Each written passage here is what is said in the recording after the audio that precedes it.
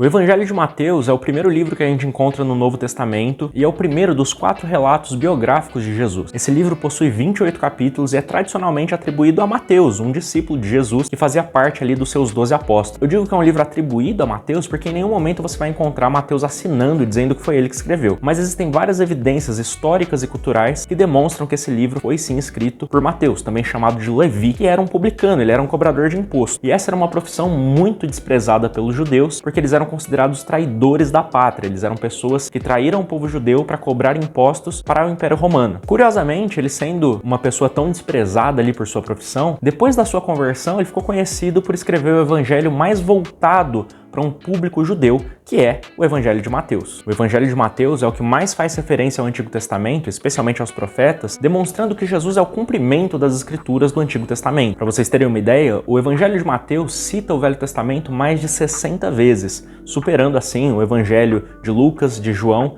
e de Marcos em termos de citações, de referências ao Velho Testamento. Esses são alguns dos pontos que nos ajudam a entender quem era a audiência esperada por Mateus, ou seja, ele estava mirando especialmente nos judeus da sua época que tinham um amplo conhecimento do Antigo Testamento. Mas ao mesmo tempo, é claro, Mateus entendia muito bem que o evangelho não era restrito aos judeus, mas era uma boa notícia, as boas novas para toda a humanidade. Sim, a ênfase de Mateus está justamente na realeza de Jesus, a figura de rei que Jesus representa, tanto para os judeus quanto para os gentios, os não-judeus, nós. Diante de toda essa ideia de realeza de Jesus, um tema bastante recorrente no texto de Mateus é a ideia do reino de Deus, que é chamado aqui de reino dos céus, como uma forma mais respeitosa aos ouvintes, à audiência judaica. Um outro ponto bastante interessante também é a ideia missional. Esse reino que Mateus está anunciando, do qual o rei é Jesus, esse reino avança por meio dos seus servos. Então a ideia de missão,